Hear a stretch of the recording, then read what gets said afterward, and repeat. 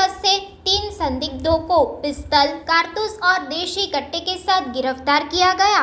गलतेश्वर के महाराजा के मुवाड़ा new checkpost पर कल रात एक लग्जरी बस से भावनगर के 3 लोगों को पुलिस ने एक देशी पिस्तल, कारतूस के साथ पकड़ा।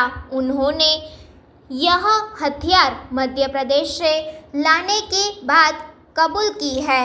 સેવાલિયા જે મહારાજના મુવાડા ચેકપોસ્ટ છે ત્યાં આપણે 24/7 ચેકિંગ રાખીએ છીએ અને ખાસ કરીને ચૂંટણીલક્ષી એમાં ખાસ કોન્સન્ટ્રેશન કરેલું છે।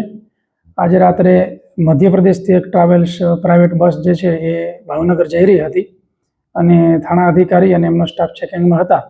આ દરમિયાન લોકોને ચેકિંગ કરતા 3 શંકાસ્પદ લોકો મળી આવેલા અને એમને વિગતવાર ચેક કરતા ત્રણેય પાસેથી વેપન મળેલા, 2 પાસેથી પિસ્ટલ અને 1 પાસેથી દેશી તમંચો અને 9 જેટલા કાર્ટ્રીજ મળી આવેલા।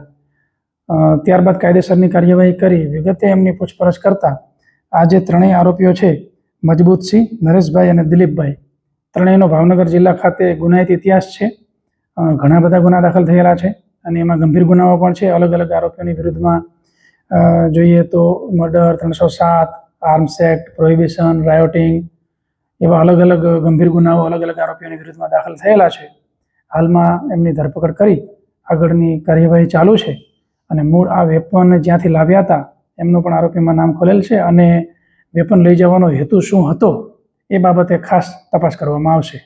સાહેબ, આ નાસ્તા ફરતા આરોપી હતા કે એ હાલ અમે ભાવનગર પોલીસના સંપર્કમાં છીએ અને ટેકનિકલ રીતે જે માહિતી મળે એ જે ઓનલાઈન જે માહિતી મેળવેલી છે એમાં તો એ લોકોની ધરપકડ થઈ અને જામીન થયેલા છે, પરંતુ અન્ય કોઈ ગુનાની અંદર વોન્ટેડ છે કે કેમ, કારણ કે ત્રણેય આરોપીઓ જે છે એનો ગંભીર ગુનાહિત ઇતિહાસ છે, ઘણા બધા ગુનાઓ છે, એટલે અન્ય કોઈ એવા ગુના છે કે જેમાં બાકી હોય તો એ બાબતે ભાવનગર પોલીસનો સંપર્ક અમે કરેલ છે।